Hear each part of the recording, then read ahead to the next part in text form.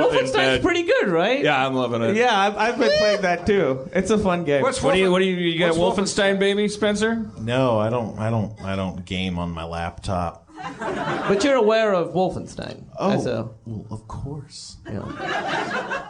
It's the premier Nazi shooting game. That's exactly right. It's an anti-Nazi game. What do German people feel like when they buy that game? The German version actually is kind of different. They have like not swastikas and stuff. It's all like censored and stuff. Are you joking? No, they have these they little, hate like, swastikas eagle... over there now. Yeah, the Nazis have these little eagle insignias or something like that.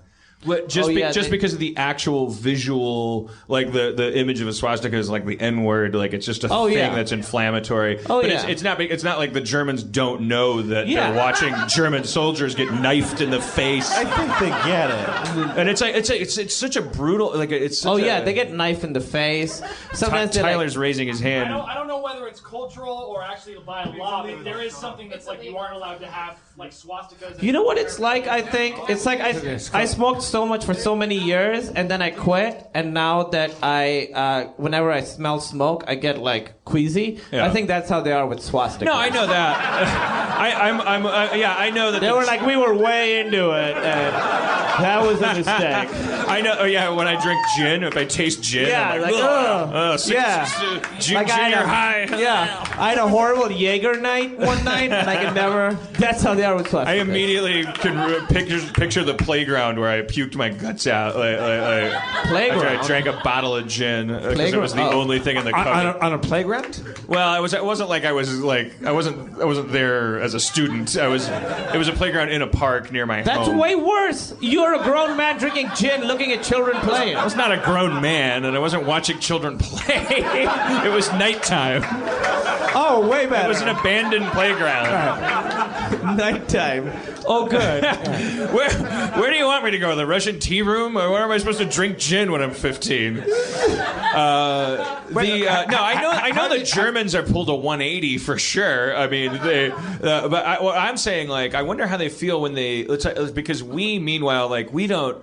It's kind of a funny thing, like in this world of like hey, don't watch what you say and how you do it, and this long-standing thing that's been accepted as a way of expressing ourselves. Like, let's take a second look at that, and we're definitely like never gonna. You can always just have, just show like Nazis and then just fucking like stab them in the eyes and go like, you fucking Nazi cocksucker, fucking fucker, you fucking Nazi piece of shit.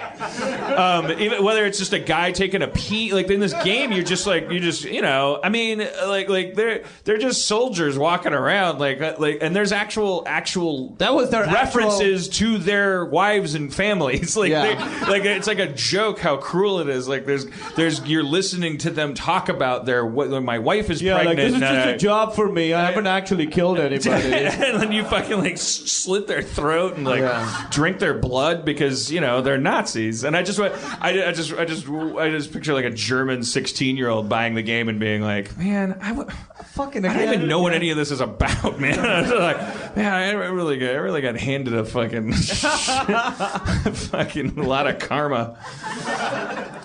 That must be so fucking weird to... It's also interesting that in games when they want to be super violent, they just make the bad guys Nazis, because then you can do anything to them, and everyone's kind of on board. I mean, is it trite or inflammatory to point out that that's a very Naziistic way of dealing with our feelings about things, like that you pick a scapegoat and you you make them the other and then you fucking murder them. British people or Russians are always our bad guys in films because they are our foe, like our xenophobic bullshit. Like Germany, like when the Nazi Party came to power. They didn't have the majority. They got like a lot of the vote, and Hitler became the chancellor. A lot of people didn't like the Nazi Party. When they became powerful, there was the SA and the SD and this police force that if you didn't like them, you were sent to a fucking concentration camp. And if you were intellectual, if you were smart, Jewish, gay, like lots of other interesting things, you were simply pushed away. Most of Germany, like most of Europe at that time, very anti-Semitic. Like there was lots of countries. Oh, sure, yeah. Yeah, like Jews weren't welcome in most countries back then. That's fucking terrifying, man. When you read in the high school history books, like they always just, they throw that aside. Like it's always just this formula with dictatorships is that stage where they round up the intellectuals, they round up the doctors and like everyone in this room is Liberals. fucking dead. Yeah, that's a like if some shit goes down in this country, like if the economy collapses and then there's like this, this is what happens. Like economic turmoil is the potting soil for fascism, because some guy in a uniform is going to come out and he's going to tell everybody in the mainstream that they're going to be safe as long as we make our new business blowing shit up. Yeah. And that is exactly what happens over and over and over again. And then I'm gone. I'm on the first fucking bus out. For whatever reason in my head, you guys know Jeff Foxworthy's "You Might Be a Redneck." Just in my head, I was like, "You might be a dictator." Like, if you're rounding up all the intellectuals, you might be a dictator. If you think reason is a reasonable thing, you might be a dictator. You might be a dictator. Also, they called it fascism. They called it dictatorships, and people were cool with that. Like that was a thing. Well, but that wasn't an option bad, back then. That wasn't a bad fascism. word then.